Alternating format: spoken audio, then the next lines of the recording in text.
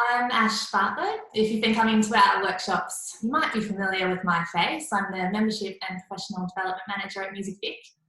I can't wait to introduce you to Merpire and James Seymour, who will be championing tonight's production masterclass. But firstly, I would like to acknowledge that we're meeting on stolen land tonight, and let's pay our respect and gratitude to the traditional owners of the land in which we're all guests on today. It's also National Reconciliation Week at the moment, and I'd encourage everybody to check out their website and have a look at all of the events and activities you can get involved with and educate yourselves on this week. So Merpire, otherwise known as Rhiannon, is an outstanding indie pop artist based in Melbourne, and James Seymour is an awesome producer based in Melbourne as well, and also an artist himself that goes by the name of Fields. Both of them are joining us from Small Time Studio tonight in Brunswick. G'day, guys. Hello. Hello. It's lovely to have you on. Can you tell us what have you been up to today at Small Time? We've actually had rolling blackouts, coastal fever in the past 2 days and tomorrow, and they're just using kind of the multi-purpose spaces to record a bunch of stuff for their new record, which comes out in like 2 weeks, which is cool. So we've just been kind of throwing them into different rooms, and we had them out on the patio today and just recorded them playing a bunch of songs live, and it's been really fun. It's been fun to kind of get things happening again after a bit of a lull, and like using the space for what it's built for. So yeah, it's fun. Yeah, for sure. Small Time is a new studio for anybody that doesn't know. Do you want to give a little bit of info into what Small Time is, James, before we get stuck into it? Yeah, sure. So we're based in Brunswick, and we have a recording studio upstairs. It's kind of been built to, cater for like production and songwriting and collaboration and whatever else kind of creatives want to explore in that space. And then downstairs we've got a pizza bar, a pizza restaurant and bar, and then like a studio that has a glass wall to the bar where bands perform live, and we record that and go live to YouTube, and you can watch from the bar while you're having a slice of pizza or whatever. So we're actually opening our doors up again to the public on Wednesday the 3rd.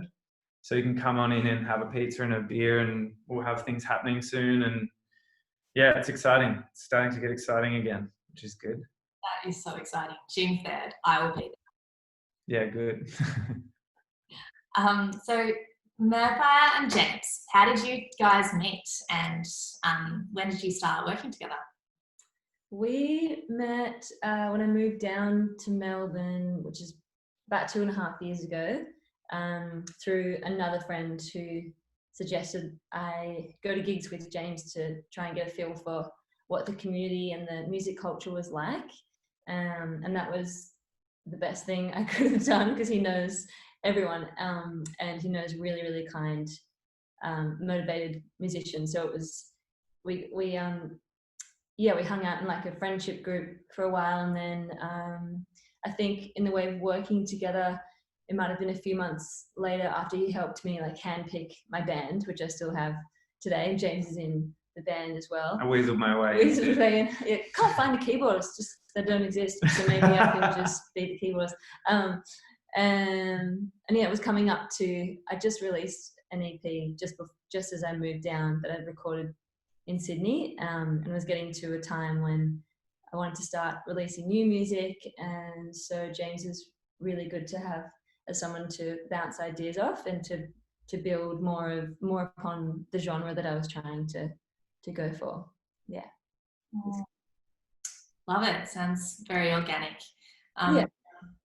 I'm sure your artist-producer relationship dynamic has changed over the course of your friendship or relationship. Can you describe the evolution of that and what it's like at the moment? Yeah. I think I was talking about this with a friend today, actually, who's just started to write music with her partner, and it definitely, for me, it started off as a bit daunting and a bit intimidating. I think because the previous producers I've worked with have been amazing, but it was definitely a zone that I was too afraid to delve into. So it was like, I have these songs, and then you give them to the producer, and then they produce them, you agree on the parts, and that's it. Whereas with James, he was very encouraging to express my own ideas, and down to like the smallest things of like we'll talk about tonight with this song, Heavy Feeling, and choosing a sound on the Casio keyboard and like working out what emotion we wanted to evoke from that. So James has really helped to build my confidence in production side of things as well, which is great now, because when I'm songwriting, I'm already thinking about the production of a song as I'm writing it, which feels really good to be able to do.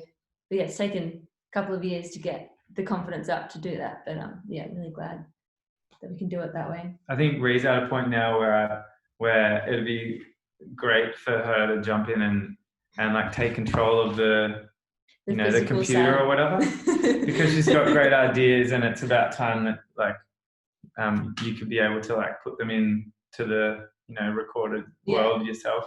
Rather than just bossing him around, being like, turn it up, turn it down, treble. No, but it's been really nice from my point of view to see that evolution from like you write amazing songs regardless, but then having ideas on how they can come to life in the recorded world, and every intricate part that you can now kind of voice and like get out of your head, and that even that's been kind of fun to explore. I think just being able to bounce those ideas and concepts, and then being able to kind of turn them into like sounds, I guess.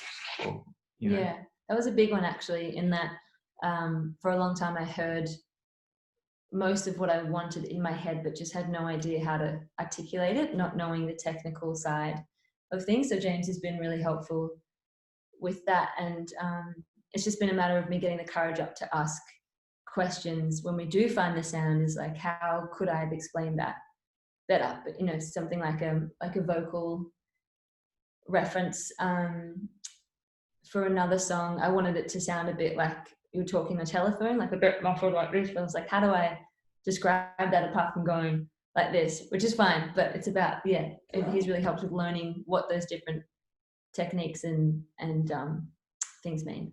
Yeah. Oh, wow. It sounds super collaborative.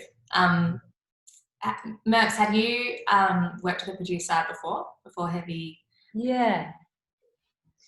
So 3 song releases ago, when I released an EP, I worked with Andy Bull and Alex Benison in Sydney, who were incredible for just being able to explore kind of like a wide span of genre that I have now. I think the EP I released was a good example of like the folky side of things. Another song was more synth driven, another song was more rock driven, so they really helped me just to like explore possibilities of how many different genres I could cram into one thing, which was daunting at first, releasing it, because I was afraid that maybe people didn't think that I knew what I wanted to give to the world.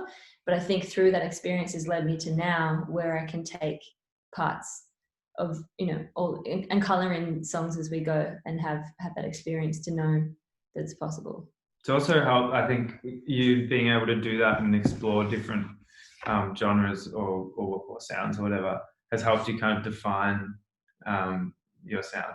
It's a journey that you can't just, I feel like you can't just like come up with an idea of what your sound's going to be without exploring it. So I think that was a journey that you kind of have to have in a way. It should be fun though. Yeah. Yeah, awesome. And you touched on before, like, that's a really important thing between you guys, to feel comfortable to be able to learn technical stuff and how to communicate what you want. What do you feel like is one of the most the most, or a couple of the most important things that supports you guys in working well together? That's you. I think it was the trust early on, that James understood kind of my background of music, but I guess even before then, the sound was still developing in some ways. So I think while I was coming to James with ideas of songs, I think it was really helpful for both of us if I had references from other songs that, you know, not necessarily I want to sound like this artist, but trying to like listen deeper and be like, I actually really like the way they recorded the drums in this song. I like the vocal take in this song. I like the guitar in this song, and that's still something we're doing now with recording songs. So I think having the trust to open up and explore those ideas. It took a long time. I used to be quite shy and didn't have heaps of confidence starting out with expressing my ideas. But if you have someone you can trust to bounce ideas off and help you get that out of you in an encouraging way, rather than I don't know, saying yes or no and not exploring why, or saying I think this is good for you, it's just not helpful. So yeah, I think trust. Do you think it's been a little journey for you to like being able to like share and let me be part of your songs too? I feel like that's the hardest thing for an artist sometimes. Yeah. Is like in, you know, letting go into something that you might be attached to, or a lyric or whatever. That's the trust that you're talking about, I guess. But I guess, how did you find that? I'm intrigued.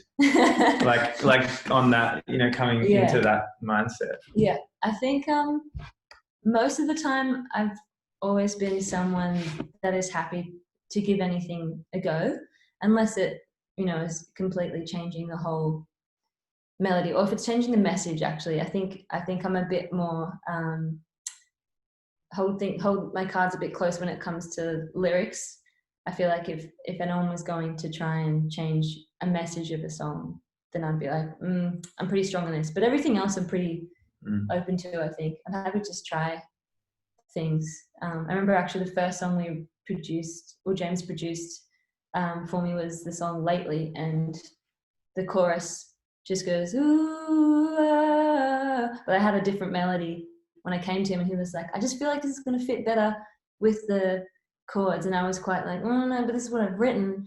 And then eventually I just got used to doing it that way, and it did actually sound better. So that was like the first trust tick with James, I think. I think just from my point of view, I think also like the environment and the way you work together, if you're working with someone else, is really important. Not only the trust thing, but, you know, it's quite easy for someone on like a computer to like record something and then get deep in a hole in like adjusting the sound, and then the other person in the room that you're collaborating with is just like sitting there.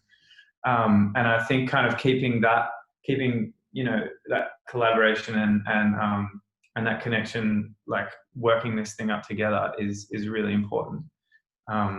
You know, there's heaps of different ways, heaps of different examples of you know, of that happening in the studio. But I think being conscious of that and conscious that you're creating this together is a huge kind of point of importance. Yeah, and I get this working out as an artist, how involved you do want to be. You might write a song and be happy just to give it to a producer, just to see what they come up with. If you don't know what kind of genre you are yet, you could be like, I like these bands, but I don't know what my sound is yet. So it could be just a matter of sending it to a producer and seeing what they come up with and working it out that way. Or you might not really be too bothered about the technical side of things. So it depends, I think, how close you want to be to the production of your song as well.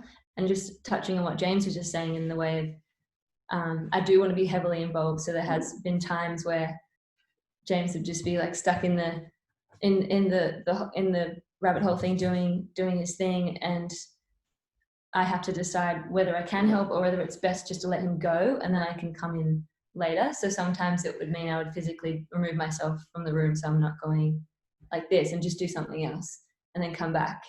But I think something I've noticed over the years is even physical space between you, in that I used to find it really intimidating when there'd be a producer, the producer at their laptop or computer or whatever, and me as the artist would be sitting behind them, like at the back. Often in studios, it's like, you know, big space, you've got the controls, you've got the speakers, and then there's a couch at the back where the artist sits and you kind of go back and forth. But I find that quite intimidating. So I'm much more about sitting next to them, and then it's like an equal conversation rather than talking to the back of someone's head. Yeah, just little things like that can make a big difference in the way of being comfortable enough to even, share your ideas. Nice advice. And James, what kind of advice would you give to a producer when working with an artist? How can they help support the dynamic? I think maybe just, it's a tough one. I suppose every artist is different, and they, you know, they all have, light on's good, Ash. That's good. You know, like we were saying, you know, everyone's at a different level of being able to like share their ideas and whatever. So I think number one is just you know, being comfortable, making sure that the artist is comfortable and making it like a safe and comfortable environment, and you know, make it collaborative, make them part of everything that you're doing, and you know, it's a more enjoyable time for both artist and producer that way, I think. You know, explain what you're doing instead of just doing it, and you know, engaging them and asking them what they think after every kind of, you know, tweak, I guess. Even just being communicative, I think, is the main thing. You know, coming into the session, or even if you're on the phone and saying, just asking the question as a producer maybe, and being like, how involved do you want to be in the production process? Do you have an idea of what you want the production to be like, or do you want me just to run free and then come back to you with something? And if the artist does say, I have a bit of an idea of what I want, these are the bands I like, I think it's really helpful for a producer to get like maybe a Spotify playlist of I even went as far as making a spreadsheet a few years ago with each instrument and which song I liked that instrument in based on the sound I was going for. And I think maybe that was a bit overkill, but that kind of helped me understand what I was trying to get across. And I think that can be really helpful for a producer to know what vibe, or even like what emotion you're going for, if you do know. I think also like off of that, it's just kind of encouraging trying out things. Like in this day and age, that you can like re-record things, you can chop things in and out, you can do all this stuff. So why not just explore some weird things and explore some ideas that you probably think might not work, but just get them out and like, you know, put them down on paper. And I think that's very valuable because, you know, you grow from doing those things as well, even within a session. So, yeah. Did that answer your question? No. No, it absolutely did. What about before you begin working with someone, when you're at the search stage, like, and from an artist point of view or a producer point of view, what advice would you give to people who are looking to find a producer or find an artist? Where do they start? It's kind of a weird answer to give, but I think because I'm an artist as well, I just like to I think step one is just being comfortable with sharing your ideas and working through your ideas with someone else, regardless of whether they're a producer or not. Even if it's another artist, like co-writing, you know, even if it's someone who's purely a lyricist or a guitarist, just kind of sharing a space, like throwing your idea into a space and kind of letting go and seeing what happens is kind of step one and like a huge tick to kind of making, you know, whatever you're creating work and enjoyable. So I think that's, you know, even if it's not a producer and it's an artist that you're starting to work with and workshop your ideas with, I think that's very valuable, because a lot of artists can you know, have some sort of home studio set up anyway, and you can lay ideas down, and then they might work with a producer that, you know, that they really enjoy, and if you work well together, then odds are that you'll probably work well with their producer, or, you know. Yeah, so it's like almost like step one, if you're working by yourself, is to learn how to let someone else into your world. Yeah, that's what you mean. Yeah, I think so, because yeah, you as a producer, I guess everyone works differently, but you are just kind of throwing your creation at them, and they're kind of taking control of everything within a computer or a desk or whatever. So I think just being open to that idea in the first place is super valuable. Yeah.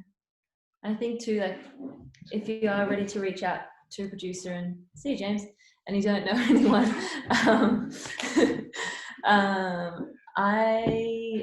I mean, James is lucky because he was just a friend, and then we ended up working together. And I was very lucky. All of a sudden, he was my producer.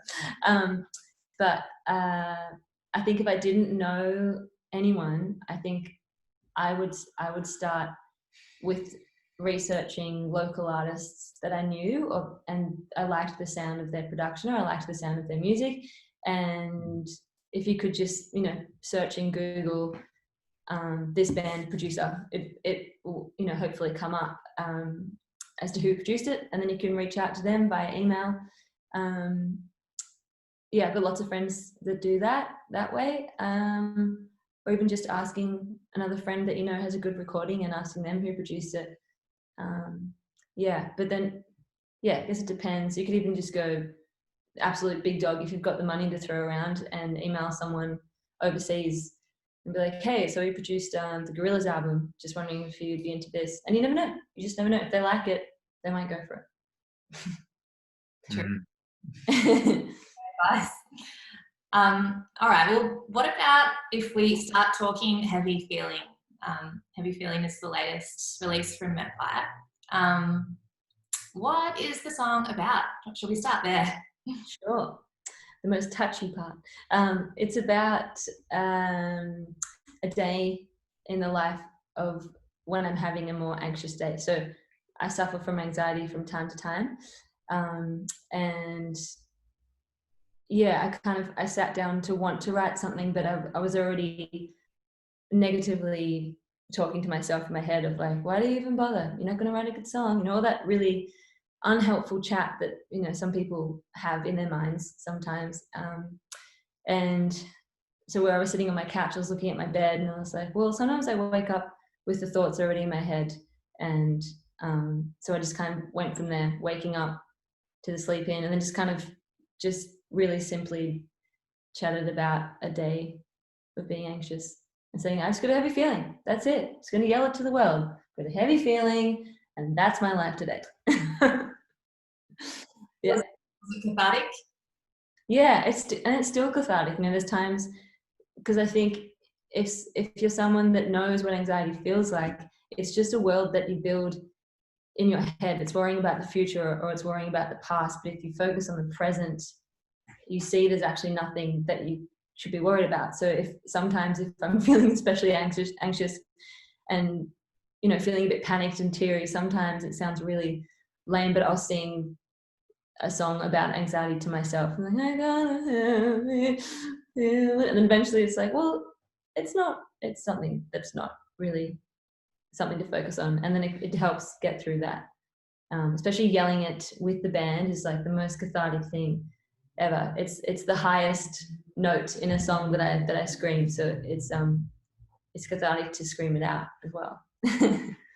Wow, that's awesome. Yeah. So for the track itself, what influences did you have in mind when describing what you wanted it to sound like to James? I think because we'd recorded a bunch of other songs together already, and I was thinking about how we played as a band, and I think, you know, the verse is just 2 chords and they're quite chuggy. And so it made sense just to kind of to build a wall of sound, basically like a really thick wall. So James and I worked on layering guitars, which James is incredible at, layering different guitars in a way that like it can fill lots of different gaps just by having different effects on the guitar, or an electric and an acoustic. I mean, you could probably explore that a bit more, but yeah. What So were I the think influences? I think the influences would. I mean, it sounds weird, but kind of the songs we'd already recorded together. I think maybe like I can't think of any band specifically or an artist specifically, but Brightness. yeah, maybe a bit of brightness, even like hints of, I guess, like Middle Kids in big guitars. Yeah, just something that we could really thrash and yeah, make it fun. And yeah, but I'm not sure about like band influences as such. Yeah, cool. Yeah. James, do you think Hey. you have some influences in mind when you were producing it? Yeah, for sure. I think by this stage, we were kind of working through a bunch of other songs as well. So we kind of had like a broader idea on what like the record or what, you know, Merpire as a sound was going to kind of evolve into. So there was, I mean, from a broader perspective, there was like Angel Olsen was a big one, right? And early on, yeah. Marika Hackman and things like that. But it was like we quickly moved away from like the idea of taking from other people once we kind of figured out where we were going with it, which is kind of cool. But yeah, I think like Rhiannon's become quite good at talking about how she's feeling, and that really helps kind of sculpt the song too, like sound wise and you know, message wise. Sometimes in some cases I like, she might say something and then I try and do something the complete opposite production wise, just to kind of complement it, which is really fun. I think that was explored a lot in this track. Like you say, we're thrashing it live and whatever, but there's actually quite gently played like drums or in some parts, and like, you know, some like crappy little cheap toy things in there, but you know, that contrast kind of creates that, help lift that emotion or whatever in this song anyway. Yeah, that sounds great. And what emotions are you trying to evoke with the production? Yeah, I think James is spot on with the contrasting. I love contrasting in songs. So the intro is the same as the chorus, and it's just really big and free. Like you can almost imagine someone running down the street in slow mo, like fist pumping the air or something. It's just like, because the chorus is about just being okay with having this heavy feeling and being like, well, I'm just gonna, as I was saying, I'm just gonna yell about it now, and that's gonna make me feel better. Whereas the verses are really personal, so we kind of really wanted to open the track with openness, and then for the verses, like quite literally suck everything back in and bring the vocals quite far forward, because it's almost like a really personal diary entry in the verses. I think to get more of that emotional heaviness across, the Casio plays a big part. We had a lot of fun exploring the saddest sound we could get out of the Casio. We kind of, what do we call it? Eeyore? Yeah. Eeyore from Winnie the Pooh. There's a sound that legit sounds like Eeyore. Yeah, it's just a and we use that. Mopey, so that was like perfect to to get that message across. We could play it. I've got it here. Maybe I'll try and find it. Yeah, do. If I can twist the laptop here it is. to see it. Can you hear this? You can see that. Listen to Eeyore.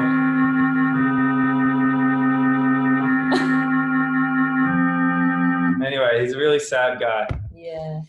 Mopey Casio. But it was really fun using this like cheap piano to make these kind of emotive, lush sounds in amongst all the other stuff. Yeah. What was the question? Do you want to? I feel like you've got a few instruments around. Do you want to like test out or demonstrate how you went about trying to draw these feelings out of people, these heavy feelings? Yeah. Yeah, I guess we could play the verse on the Yeah. guitar. I think yeah, what's the best way to do it? I think because that Casio sound was quite like full and mopey, and like there was a lot of like low endy kind of sounds. The acoustic seemed like that contrasting instrument there, and it was bright and like rhythmic, and we put some distortion on the acoustic to kind of make it a little bit more aggressive and abrasive than the Casio, which kind of worked quite well together. And there's actually no electric guitar in this song until the solo. Yeah. It's all acoustic, just with distortion and stuff, because it's so rhythmic and like, yeah, it was fun. It was fun. Oh, we're gonna play a verse. Yeah. Okay. Yeah, and I think as well, like there's not actually much melody, like there's no real moving melodies in the whole song apart from the Casio right at the end. Yeah. But yeah, the verse is literally just like, that's it. Oh, ew.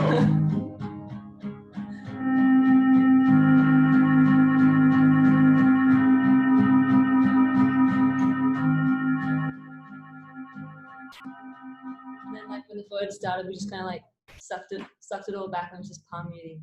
Waking up to sleeping in my pillow, hear them. They're not saying nice things about me. So just like, it's almost like I'm just talking to myself really sadly during the verse. And actually an idea that James had that was so great, which I think kind of defined the oomph of the song, was to go an octave up for the main chorus, because the first chorus is just like, I got a heavy feeling, heavy, just really honest. But then by the next chorus it's like, I got a heavy feeling, and that's when all the drums are in. It's just like, yeah, really really pulled that emotion across. I think another kind of cool part of I really liked the toy kind of nature of the Casio, and like some like weird kind of scrappy acoustic guitar, and to kind of complement what Ree was kind of singing quite beautifully and sophisticated, and like and the drums that we put in, we just kind of did some samples. I think we actually had some like crappy Casio keyboard drums, and we just like distorted them to make them sound part of it. And then we actually kind of fell in love with that sound, but we recorded drums anyway, and with our drummer Jess, and it was kind of like lacking something that the scrappy toy thing had. So we just like distorted them and made them sound a little bit more like the older drums, to tie that back together, which was I think it was good that we got just like the real drums in there, but there was a nice blend that we kind of arrived at. What else are we going to talk about? I think that was good. Thank you. So you touched on a couple of defining moments throughout the production process. Were there many like unexpected game-changing moments that happened? Well, Merps did her first solo on recording. Oh yeah, never done a guitar solo. That was wild. We pulled out an old fuzz pedal of mine that I haven't used in ages, and then I'm like, just plug into this and just play these 2 notes or whatever. And you were like really nervous about it, but it took a few goes. But now you're playing it live, and it's epic. It's like the most epic part of the song. Yeah, it's fun. It's funny for someone that plays in a really loud band. When it comes to recording or like practicing by myself, I don't like to be very loud. So I can remember, which is annoying for James. He's like, this is a normal thing to do. You plug in a guitar, you turn it up, and you play. And I'm always like, oh, it's a bit loud. Ooh. He's like, you're not going to get the sound that you want if it's too quiet. I'm like, okay.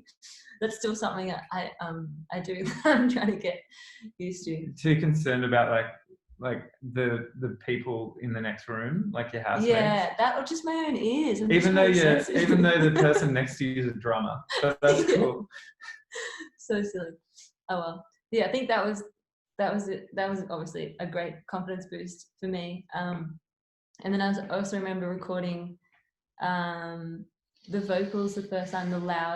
I think the loud vocals at the end we recorded separately because it takes a lot for me to deliver it, and there's just like a cross communication point. We're right at the end. The chorus doubles, and I sing the last song. I'm like, I got a happy feeling now, and I held it for ages. And James was like, wrap it up, but I thought he was saying keep going, and I was like, ah.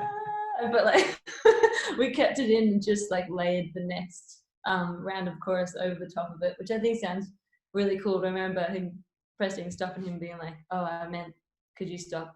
Like, stop. I was like, oh, so embarrassing.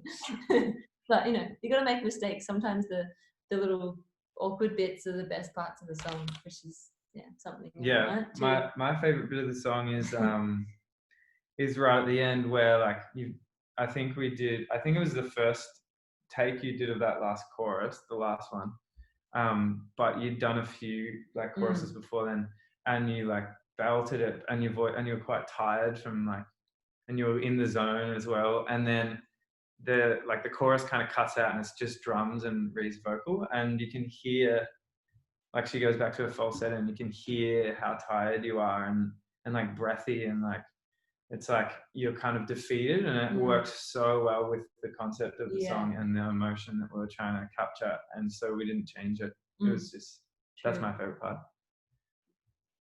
Wow. Sounds so good. And what about the songs you've produced together in the past? Have you had any other defining moments that you weren't expecting in the production process but made the track? Yeah, we've had heaps, which is... Oh, what about you singing? Yeah, I was going to say... Okay. So we just finished my album that we produced together, and there's the last track on the album is called You See Me, and it's kind of like a devotion to my ultimate self, and I kind of talk about what my ultimate self would do when she gets to a party. Like she'd smile, the first line's like she smiles for the face in the back of the room or something, and she doesn't look at her feet when she walks in, and other stuff, and we were kind of stuck. Like the song was pretty much fleshed out, but we were stuck on the bridge. I think it's the bridge of the song. I didn't really know what that sounded like beyond the words, and there's a little gap where there wasn't words, so there was room to bring something like a tasty little treat that only happens once in a song. Like James is a genius at dropping little treats in a song that you won't hear. You might not even hear the first time, and it might happen once or twice, but they're just like, oh, what was that? And this was a moment, and we were kind of struggling for like what that could be. And James had recently bought a couple of toy keyboards from an op shop, just for like, exploring different textures. Sometimes a shitty keyboard is a great way to bring something random into a song. And was it when he turned it on? Or was no, it's like Should I take it? Yeah. So I bought this $2 like Wiggles keyboard. It's like this big, and it's got like, it's really cute. It's got all their faces on it, and like, and there's 4 instruments you can choose. So you turn it on, and then you like choose. I think there's like piano, organ, violin, and music box. And every time you hit a button, it does like a melody that they've programmed to this little keyboard in that sound that you press. And the melody's, and like I pressed it and just kind of turned it on and pressed it while the song was playing, and it was in exactly the same key, exactly the same time. And we're like, well, that has to go in there. It was just like, whoa, that's exactly what needs to go in there. So now It's in there. It happens twice, I think, and that's the bridge now. But yeah, we were like, we have to leave this in here, so we better email Wiggles. Yeah, this is copyright 96 Wiggles. Yeah, so. Yeah. I had a meeting with Chris from APRA. Just a bit concerned, like what if the album blows up one day and then the Wiggles come back and like, hey, we want that $1 million for that sample that you use. So he gave me a contact for their sync administrator, and I emailed her, and she didn't get back straight away, but she wrote back maybe 2 weeks later, and she was like, this is so sweet, of course, no, there's no trouble in you using that, that's got nothing to do with copyright with us. And I was like, okay, just checking. But I feel like she thought it was really cute that I even checked. Yeah, you gotta do that thing, you gotta check samples, you don't want to be stung for that later on. Like some people have. Have you guys used any other samples legitimately, of course, working together? No, I don't think so. I don't think we've used like samples like that, but keyboard drums, like the Casio drums, other samples that I've recorded previously for drums, and not really. We've used like random sounds and things, but they're all things that we've kind of recorded or that are like legally available for you to use, like not something you'd have to check. Like what? Sing for, like that in You See Me, that dum dum dum dum dum dum. Oh, that was like a MIDI keyboard. Yeah. We have like a Japanese shamisen weird instrument there, but that's like a preset kind of thing on a keyboard. But yeah. Nice. Hey, for the last 15 minutes, I just want to encourage everyone here to shoot some questions through if you have any. I'll just go to a question that was asked a bit earlier of someone who is looking to find a producer, have explored lots of producers of the artists that they enjoy, but they'd like to explore some more producers than this outside of what they like. Do you guys know of any forums or platforms of like a group of producers that you could pick from? Is there like a database? Man, that is a good question. That is a good question. Not that I know of, but that's a great idea. Someone should get onto that. No, I mean, yeah, I think everything that I've personally done is through the music community that I've kind of surrounded myself with. So it's through someone from like second to no basis kind of thing. But I don't know where you'd find. I think if you can't find a producer, it's not as important as you think. I think just start working with other artists. Like as I said earlier, I think that's really valuable to be able to share ideas and explore ideas and learn, different techniques on how to write and record with them. There's a lot of people with home setups, and even if it's just a mic and like straight into your computer, doesn't really matter. It's the idea that's important. So, producer-wise, I don't know. Shoot us an email and I'll try and point you in the right direction. Yeah. Also, Music Victoria. Yeah, there you go. Oh, well, you put us on the spot and you've been waiting on this the whole time. I know, sorry. Yeah, membership plug. Membership is free until the end of June. So, yeah, if you're a producer or an artist or any kind of person, you can sign up for free and enjoy all stuff like this and access to these geniuses. All right, another one has a question. How long would you usually spend on a song, or is that like asking how long is a piece of string? Yeah, I think the latter. In the way of like producing the song, maybe. Yeah, that depends. I mean, some songs that we've worked on together have taken a few months of just going hard at it, and then maybe getting to a point where like I think we need to let it sit, because your ears can get tired. Obviously, sometimes you need a break from what that song is doing. It's almost like, I don't know why I thought of this, but it's almost like doing a crossword. I've been doing a lot of crosswords lately with friends. It's almost like you look at a question and you're like, I just don't know this answer. I feel like I'm really close. I feel like I know what it is, but just don't know. And then the next day you come back and you're like, oh, it's this, of course. So I think it's very similar. True. In some ways. I think it is also important to like draw a line. It's kind of like when you're painting a picture and you like, we've also been doing lots of Bob Ross lately. So it's like, but if you like draw like a cloud and you're like, it's not quite right. And then you add to it and you add to it and you're like, and then it's just like a mess. And, I think personally, I like to just keep things pretty simple.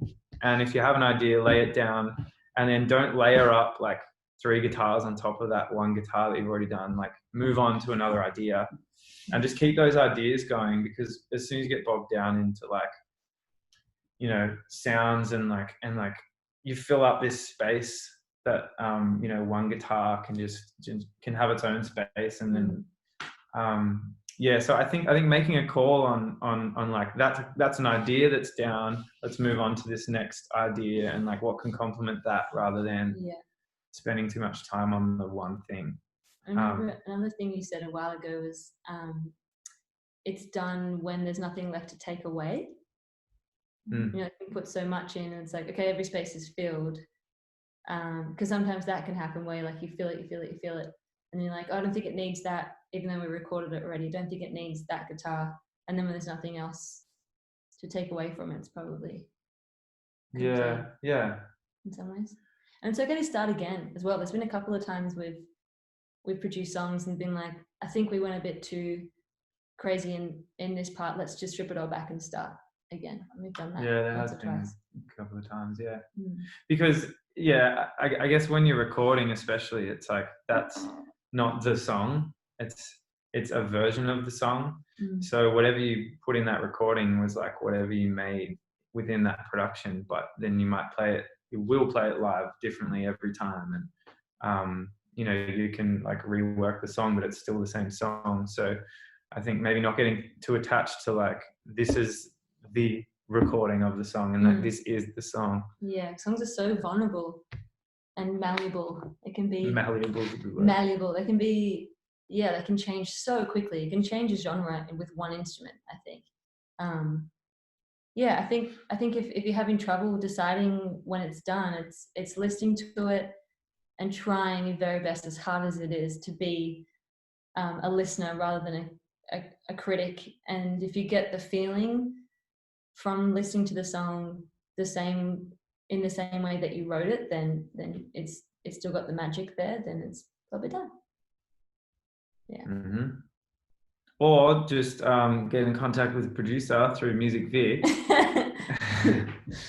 Nice. Do that. Someone has also asked, do you prefer all digital mixing or a mix of analog gear and hardware?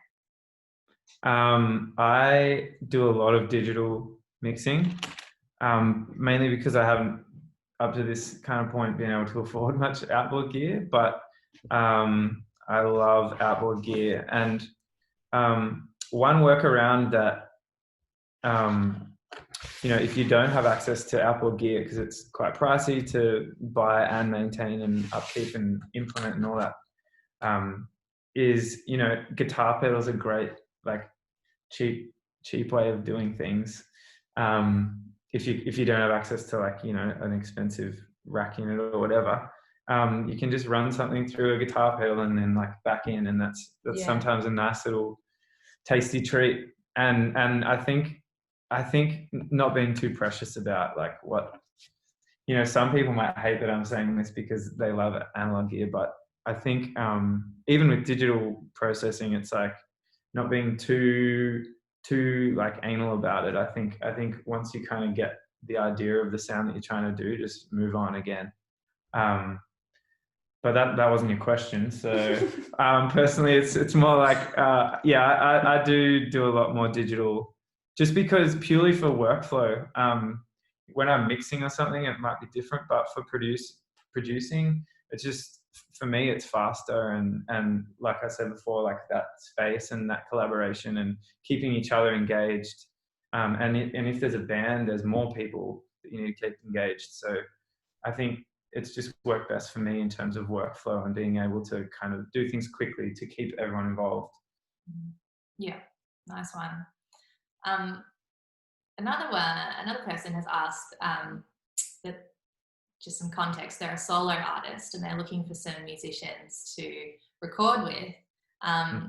Do you think a good starting point would be to find a producer, get them to listen to the demos, discuss how you might approach it, and then find musicians? Again, there's no right answer. I feel like you could do either. Again, I was lucky when we were still able to watch live gigs. James and I just kind of went musician shopping and went to a bunch of gigs.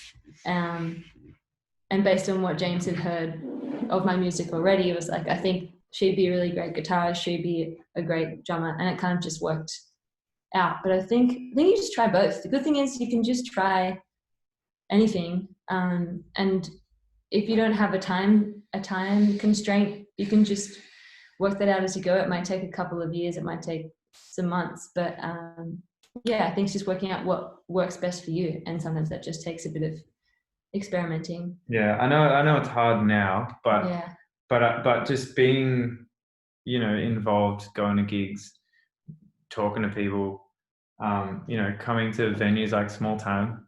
No, seriously, but like going to places where like-minded people hang out and just conversing and doing things like we're doing now, and like that, the community is a big one. To me and to you is like is why we are where we're at, I guess, which is us creating music and playing in a band and all that jazz.